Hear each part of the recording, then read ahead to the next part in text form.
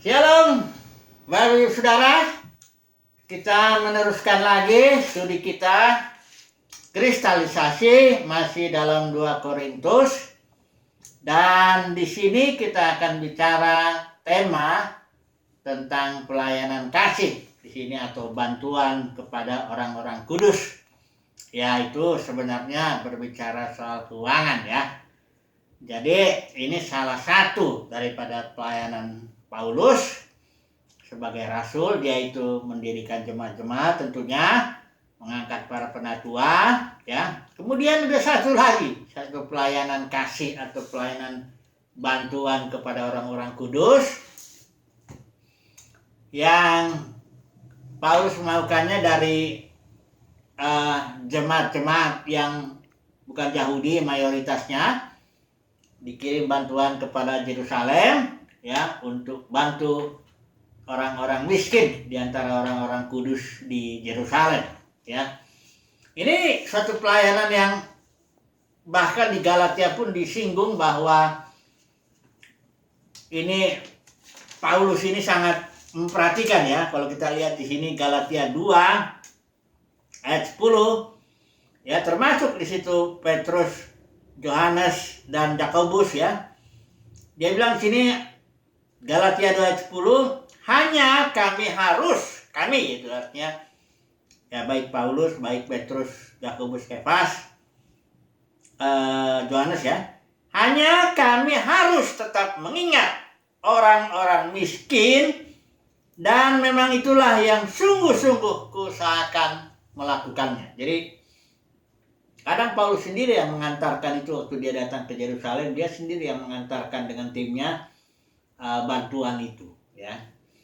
Nah jadi tapi untuk memahami hal ini harus, nanti kita akan kesulitan dalam mengaplikasikan kebenaran ini kepada situasi sekarang, di mana gereja sudah pecah menjadi ribuan denominasi, yang tiap denominasi atau tiap organisasi itu merupakan suatu katakanlah lembaga profit begitu.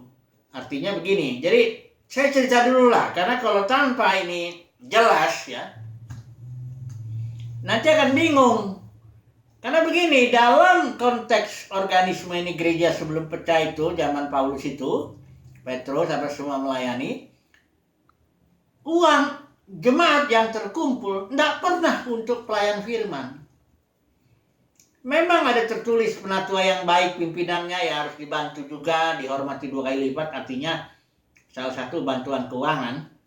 Tapi yang utama baik jemaat mula-mula itu maupun yang setelah Paulus melayani ini, semua uang yang terkumpul itu untuk orang-orang kudus, untuk orang-orang miskin ya, katakan di antara orang-orang kudus.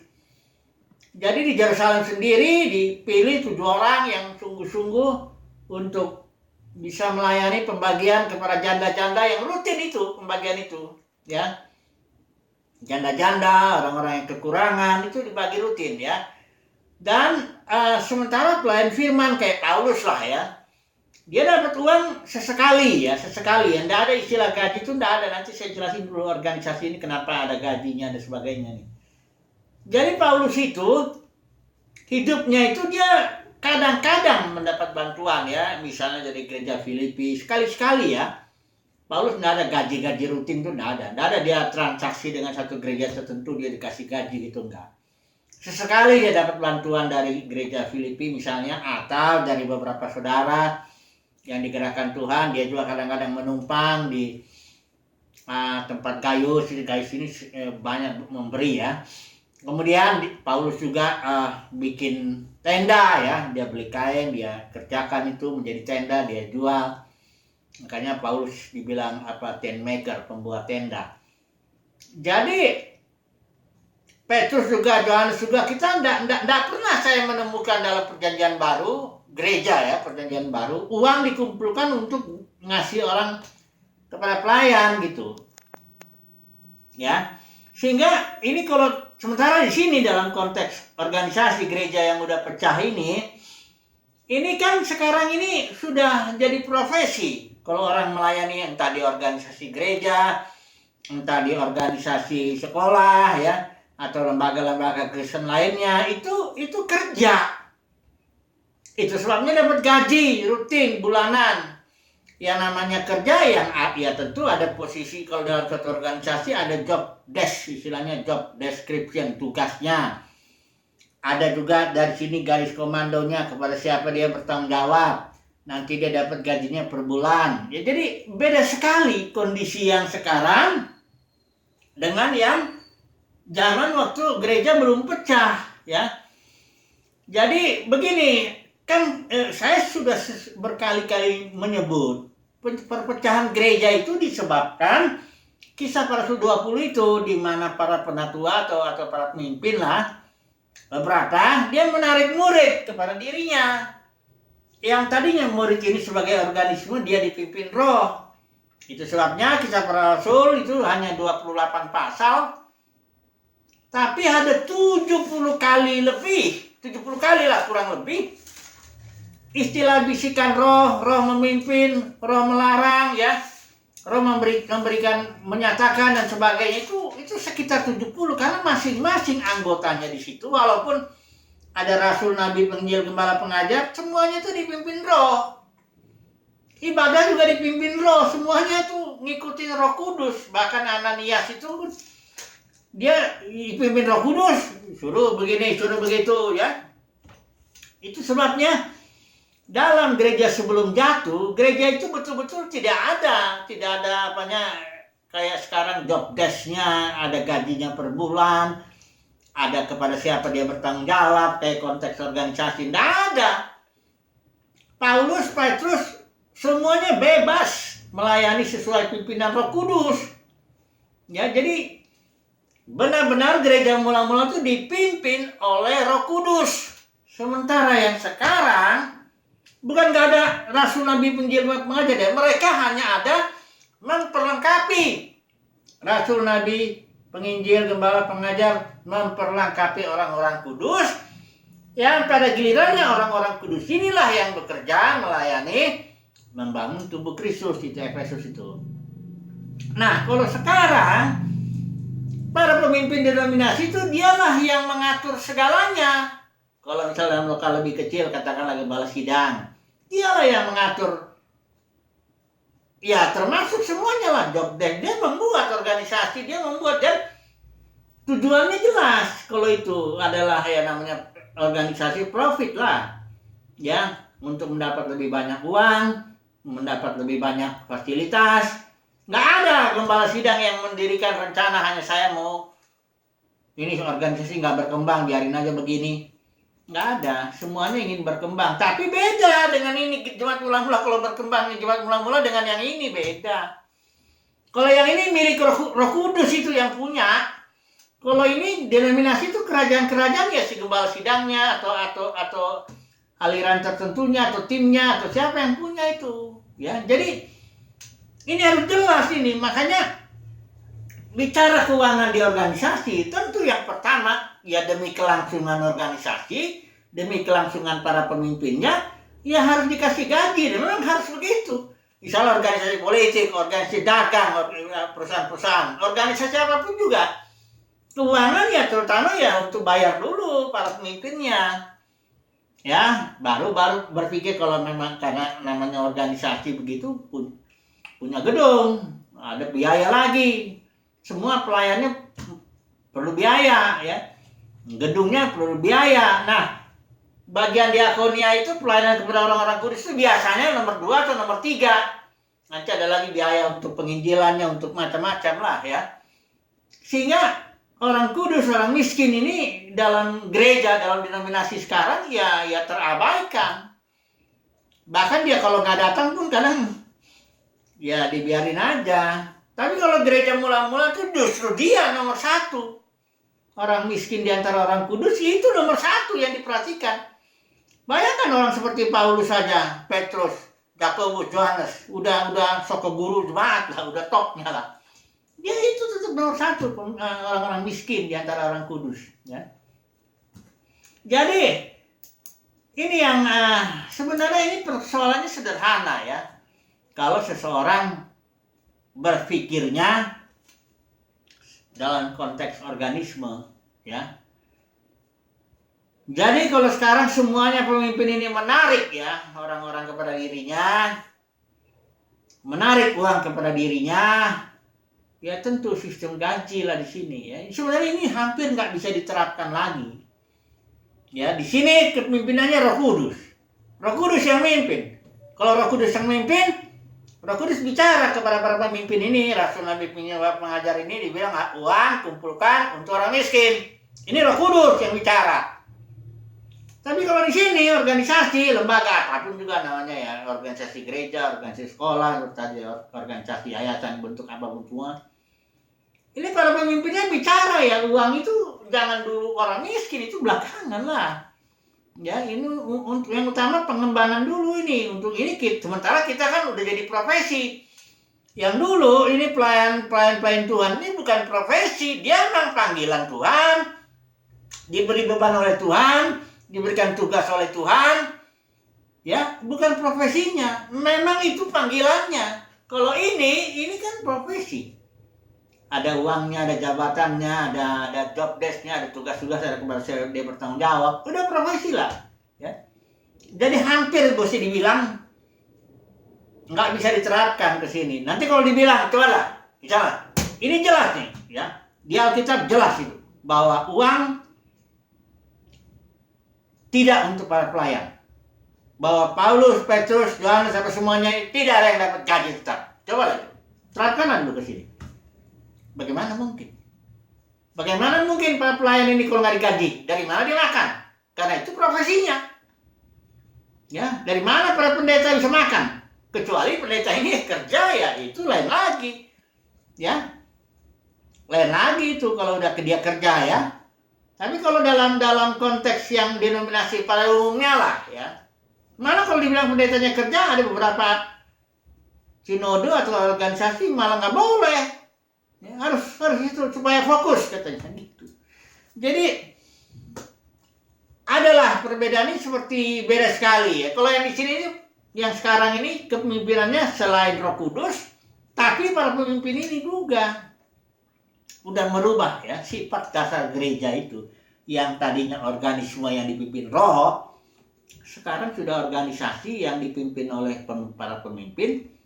Tentu Roh Kudus ada juga bekerja di dalamnya, tapi sudah campur baur, sehingga kalau mau menerapkan firman ini ke sini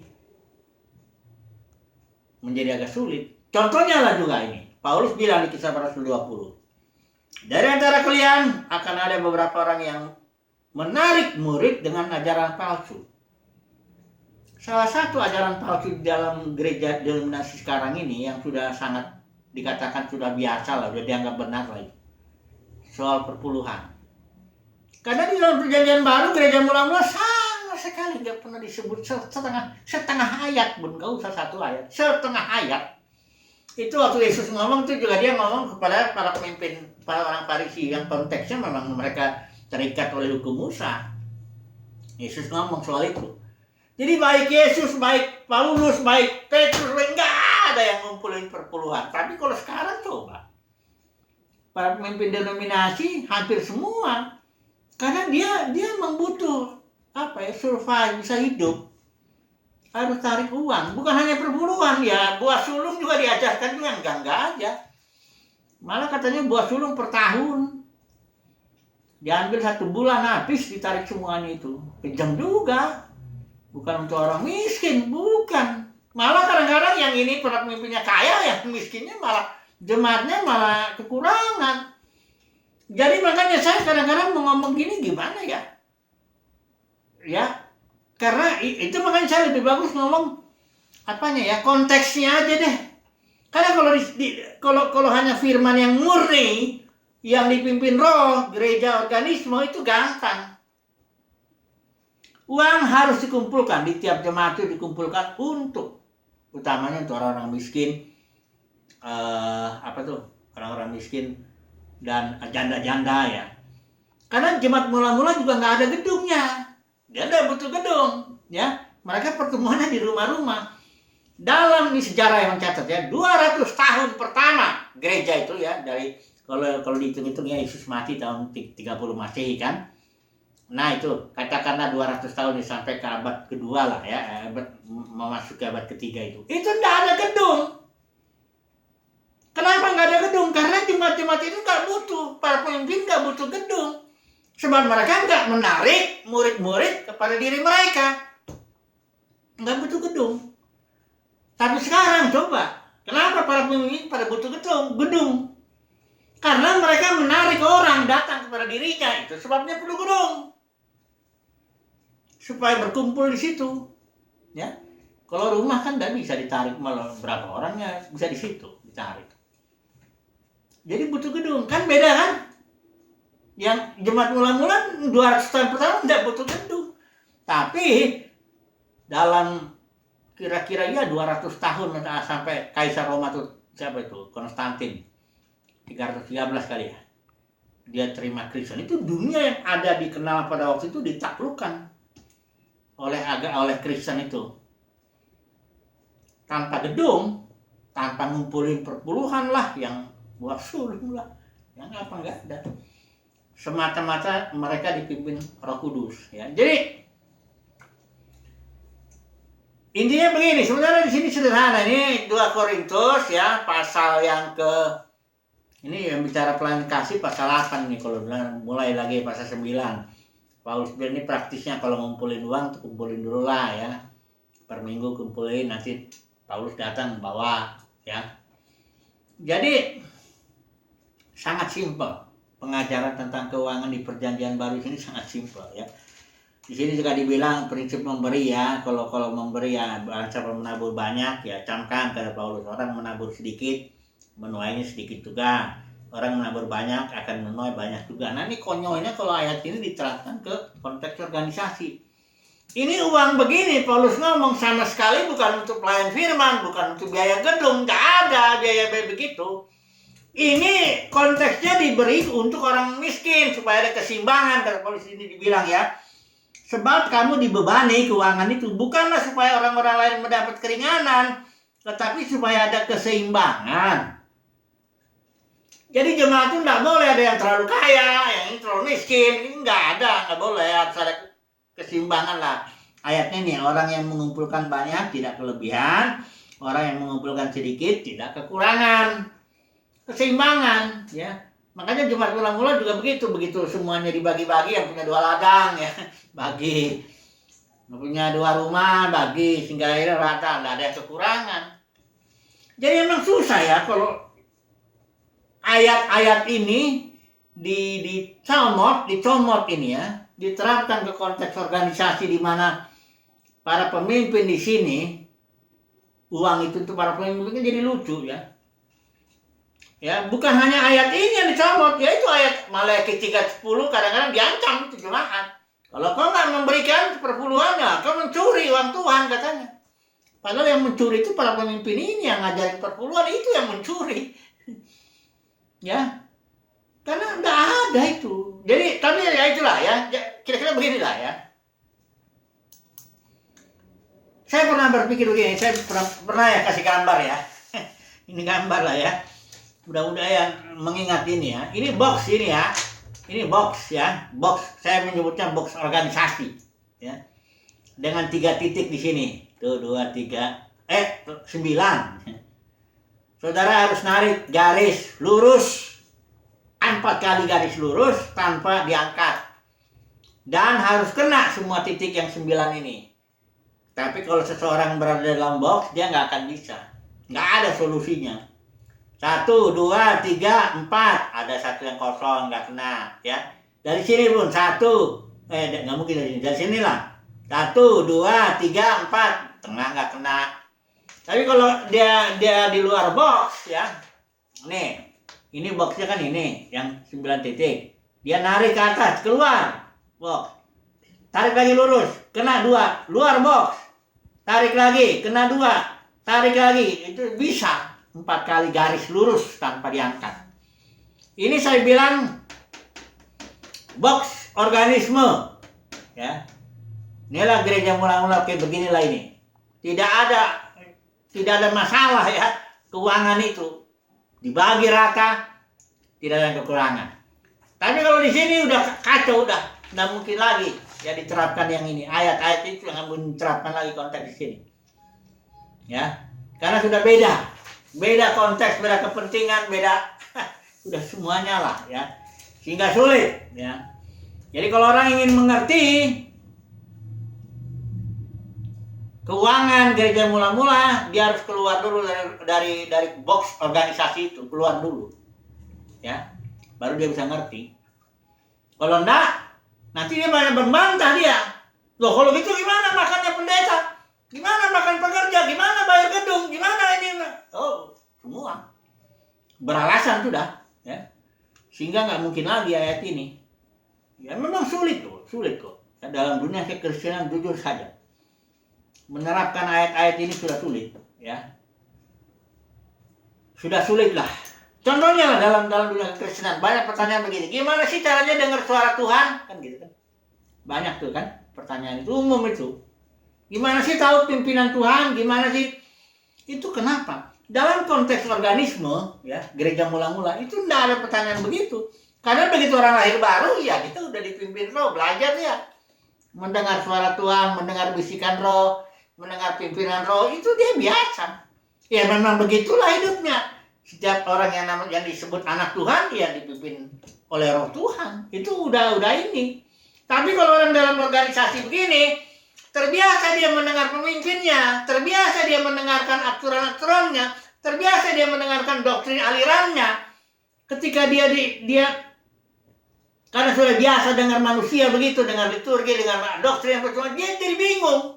Kalau dengar suara Tuhan tuh kayak gimana? Iya kan? Tapi kalau dalam konteks organisme tidak ada pertanyaan itu. Ya bisa jadi orang salah mengerti kayak Paulus, ada bisikan roh, murid-murid itu bilang jangan kau ke Yerusalem. Paulus karena semangatnya ya dia tidak mendengar itu. Bisa jadi, tapi pertanyaan gimana ya dengar suara roh itu tuh tidak ada. Itu hanya ada di konteks organisasi. Itu ada pertanyaan yang begitu, bingung ya.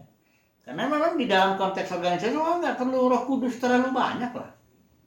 Semuanya udah diatur ya. Dan bisa berkembang juga. Contohnya misalnya gereja Katolik lah, kan semuanya sudah diatur. Mereka lah organisasi yang terbesar di dunia ini. Ada yang bilang malah, Maurice Cerullo itu, almarhum, saya masih dengar ini, ingat. Sepertiga harta dunia itu di tangan organisasi Katolik. Ya termasuk sekolahnya, termasuk panti asuhannya, gedung-gedungnya, apa semua. Dan mereka tidak perlu dengar apa-apa, udah dengar aja apa yang Paus bilang. Ya, kalau lihat Paus bicara udah ikutin aja. Nggak ada istilahnya mau cari-cari Roh Kudus, minta-minta pimpinan Roh Kudus, nggak ada. Jadi pokoknya yang mau saya sampaikan begini, keuangan dalam gereja mula-mula, dalam surat Korintus ini juga salah satu bagian peran Paulus, itu dikumpulkan untuk orang-orang miskin. Ini kesimpulannya lah ya. Langsung kesimpulannya, nggak usah pakai ayat lagi terlalu, karena nanti kalau ayat ini dia masukkan dalam konteks organisasi udah jadi kacau, nggak bisa itu. Jadi menurut pengajaran 2 Korintus ini, salah satu pelayan Paulus itu adalah mengumpulkan uang dari jemaat-jemaat, ya, dari jemaat Makedonia itu ya, ada di sana Filipi, Tesalonika, itu mereka memberi lebih daripada yang Paulus harapkan. Tapi jemaat Akaya, ini Korintus, Athena ini agak sulit ya. Ya. Tapi semua uang dikumpulkan untuk bantu orang-orang miskin di Yerusalem, ya. Karena salah satu pelayanan kerasulan itu memikirkan orang-orang miskin di antara orang kudus. Nah, kalau ini mau diterapkan ke sini organisasi tidak bisa. Karena organisasi sudah beda, ya. Di sini uang bukan untuk orang-orang kudus nomor 1. Tapi uang untuk para pelayan Tuhannya, untuk gedung-gedung, biaya-biaya ini dan sebagainya, ya. Jadi itulah kira-kira, mudah-mudahan share ini semakin memahami ya. Dan satu lagi ya, pesan saya, kalau saudara mau melayani dalam organisme, saudara bisa. Saya sudah 20 tahun lebih itu melayani dalam konteks organisme. Saya mudah mendengarkan apa bisikan-bisikan roh, dibukakan firman Tuhan, mudah ya. Tapi kalau dalam organisasi, saudara nggak boleh ngomong-ngomong dipimpin roh. Kalau saudara masuk dalam satu organisasi, saudara akan dikasih di situ job desk, jabatannya ini, bertanggung jawab kepada ini, gajinya segini, udah. Jangan ngomong-ngomong lagi dipimpin roh ya. Taatin aja aturan di organisasi itu, nggak boleh ya. Kalau udah masuk situ, taatin lah ya. Jadi itulah, mudah-mudahan share ini berguna, bermanfaat buat kita. Haleluya. Amin.